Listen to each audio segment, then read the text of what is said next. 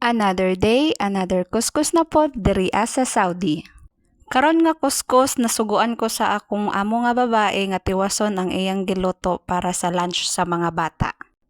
Alauna na sa hapon pero mao pay pagtiwas nako og luto sa giluto ni Madam og iya akong instructionan og unsaon.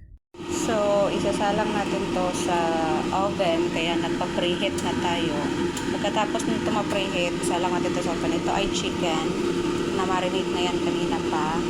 And then ito ay para sa rice. Pakukuluan lang natin yan. Kung mangutana mo nga nung alauna na ko nag-start og tiwas dira sa pagluto, kay usually ang paniud to diri mag-start gid siya around 2 o'clock to 3 o'clock sa hapon.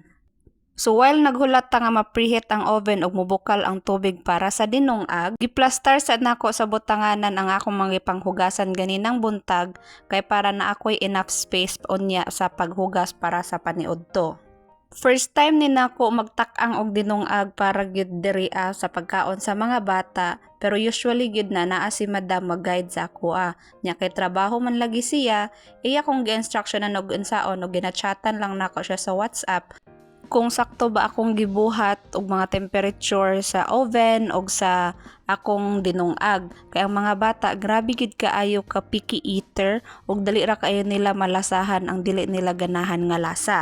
Pag human akong plaster sa akong mga gipanghugasan, wala ko'y laing focus kundili ang akong giluto. Bahala na tong ubang trabahoon nako kay pag human ako sa akong giluto dere, ako ra tong balikan.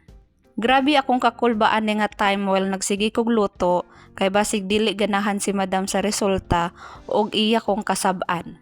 Naara ba jud batasan akong amo nga babae nga dapat kas ara ka instructionan makuha na dayon nimo. Pagkahuman nako og plaster sa akong mga gipanghugasan, sakto pod nga na-preheat na ang oven, so akong gibutang for 10 minutes diraa ang manok. Paghuman ni bukal naman pod ang tubig para sa dinungag, gihinay-hinay pod nako butang dira ang bugas kay dili pod ganahan si Madam nga mga dugmok ang kanon inig maluto.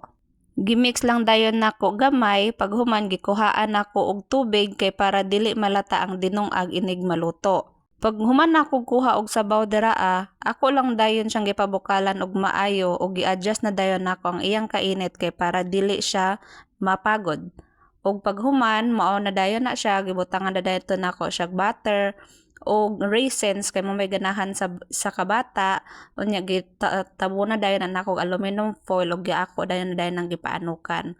After mao na ni ang resulta sa atong manok, naluto na gid siya. Muna gusto ni Madam dili kayo siya tanto brown. And then ako na dayong gihukaran ng mga bata kay gipanggutom na sila gikan sa school ug akong gihimay-himayan ang kinamanghuran nga akong alaga kay para diretso na niya kaon kay tagdugay ra bataw na siya mahuman og kaon.